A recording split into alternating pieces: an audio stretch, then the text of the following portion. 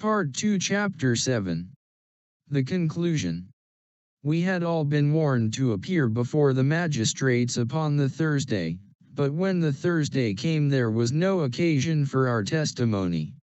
A higher judge had taken the matter in hand, and Jefferson Hope had been summoned before a tribunal where strict justice would be meted out to him. On the very night after his capture the aneurysm burst, and he was found in the morning stretched upon the floor of the cell, with a placid smile upon his face, as though he had been able in his dying moments to look back upon a useful life, and on work well done. "Gregson and Lestrade will be wild about his death," Holmes remarked, as we chatted it over next evening. "Where will their grand advertisement be now?" "I don't see that they had very much to do with his capture," I answered. "What you do in this world is a matter of no consequence," returned my companion, bitterly. "The question is, what can you make people believe that you have done?"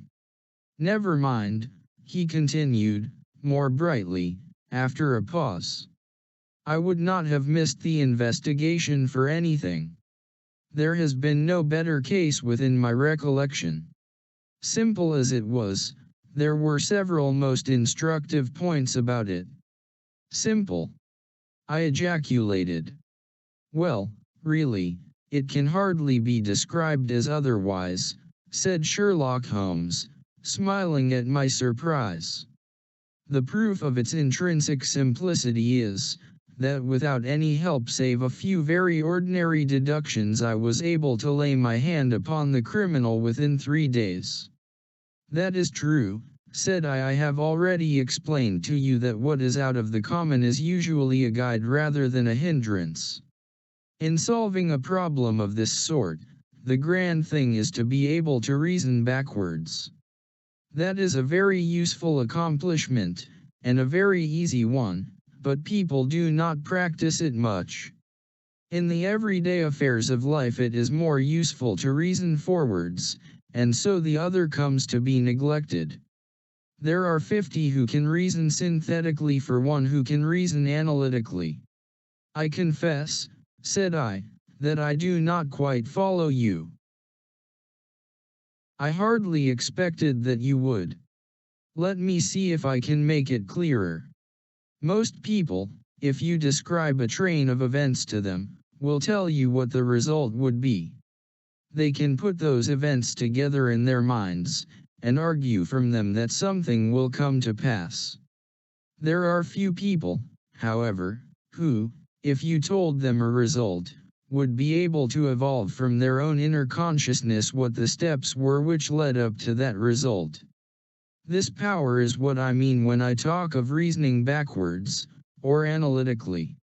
"I understand," said I. "Now this was a case in which you were given the result and had to find everything else for yourself. Now let me endeavor to show you the different steps in my reasoning. To begin at the beginning.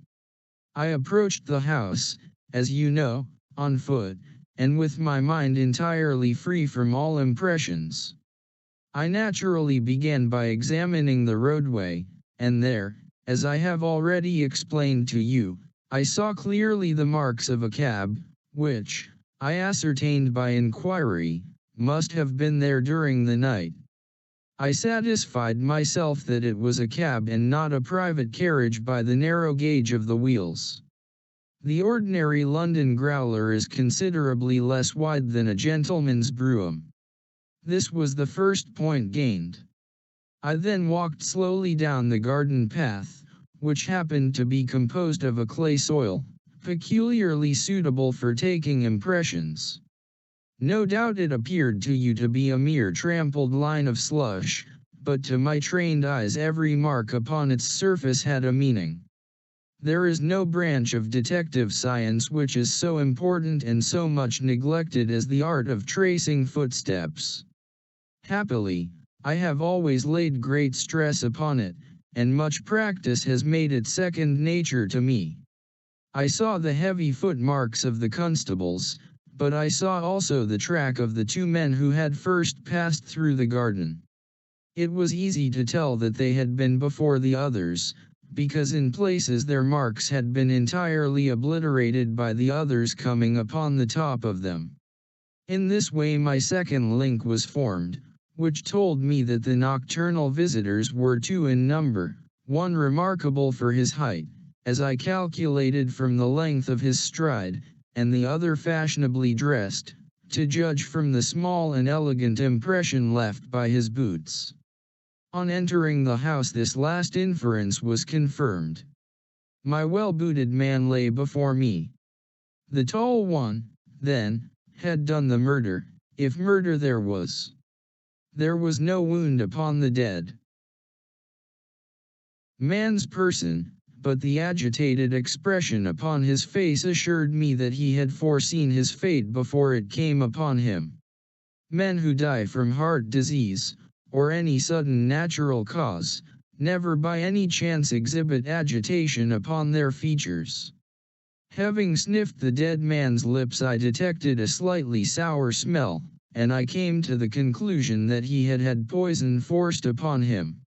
Again, I argued that it had been forced upon him from the hatred and fear expressed upon his face.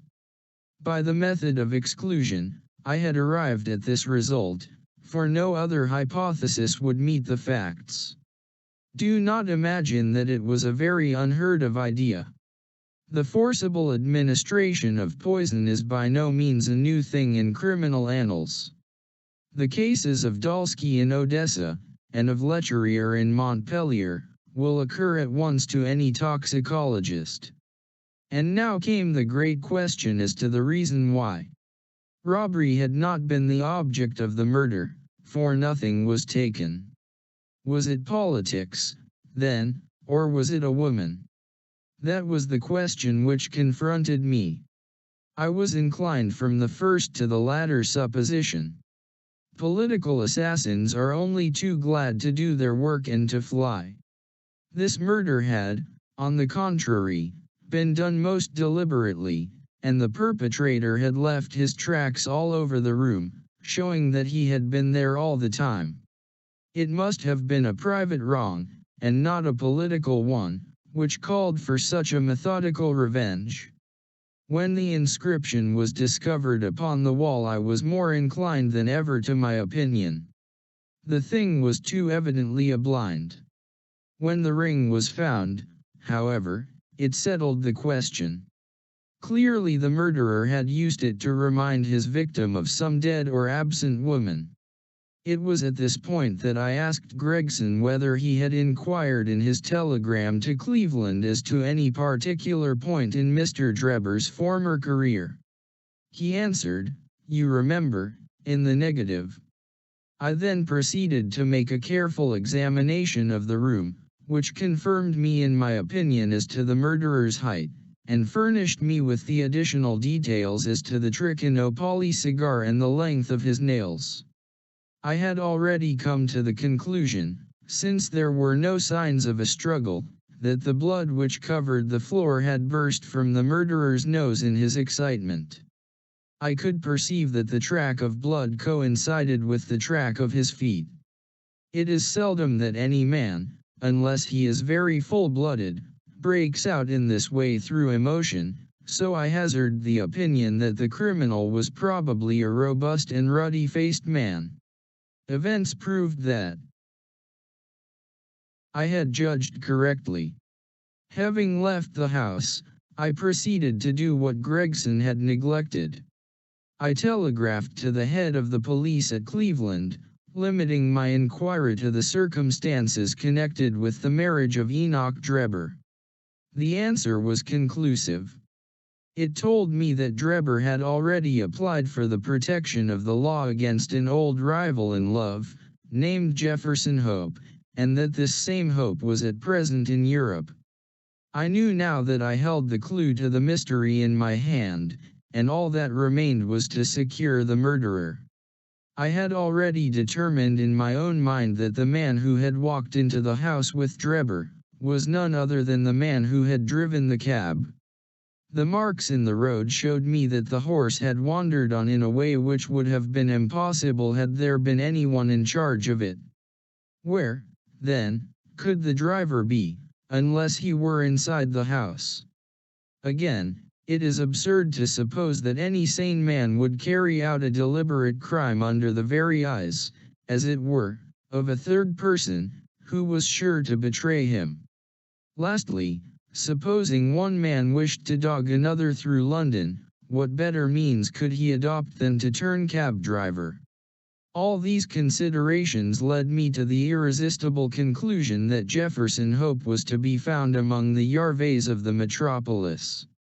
If he had been one, there was no reason to believe that he had ceased to be. On the contrary, from his point of view, any sudden chance would be likely to draw attention to himself. He would, probably, for a time at least, continue to perform his duties. There was no reason to suppose that he was going under an assumed name. Why should he change his name in a country where no one knew his original one? I therefore organized my street Arab detective corps, and sent them systematically to every cab proprietor in London until they ferreted out the man that I wanted. How well they succeeded, and how quickly I took advantage of it, are still fresh in your recollection. The murder of Stangerson was an incident which was entirely unexpected, but which could hardly in any case have been prevented. Through it, as you know, I came into possession of the pills, the existence of which I had already surmised. You see, the whole thing is a chain of logical sequences without a break or flaw. It is wonderful, I cried. Your merits should be publicly recognized. You should publish an account of the case. If you won't, I will for you. You may do what you like, Doctor, he answered. See here, he continued, handing a paper over to me, look at this. It was the Echo for the day, and the paragraph to which he pointed was devoted to the case in question. The public, it said, have lost a sensational treat through the sudden death of the man Hope, who was suspected of the murder of Mr. Enoch Drebber and of Mr. Joseph Stangerson. The details of the case will probably be never known now, though we are informed upon good authority that the crime was the result of an old standing and romantic feud, in which love and Mormonism bore a part. It seems that both the victims belonged, in their younger days, to the Latter-day Saints, and Hope, the deceased prisoner, hails also from Salt Lake City. If the case has had no other effect, it, at least, brings out in the most striking manner the efficiency of our detective police force, and will serve as a lesson to all foreigners that they will do wisely to settle their feuds at home, and not to carry them on to British soil. It is an open secret that the credit of this smart capture belongs entirely to the well-known Scotland Yard officials, Messrs. Lestrade and Gregson. The man was apprehended, it appears, in the rooms of a certain Mr. Sherlock Holmes, who has himself, as an amateur, shown some talent in the detective line, and who, with such instructors, may hope in time to attain to some degree of their skill. It is expected that a testimonial of some sort will be presented to the two officers as a fitting recognition of their services. Didn't I tell you so when we started? Cried Sherlock Holmes with a laugh. That's the result of all our study in Scarlet, to get them a testimonial. Never mind, I answered, I have all the facts in my journal, and the public shall know them. In the meantime you must make yourself contented by the consciousness of success, like the Roman miser, populus me sibilat, et mihi plaudo ipsi domi simile sina.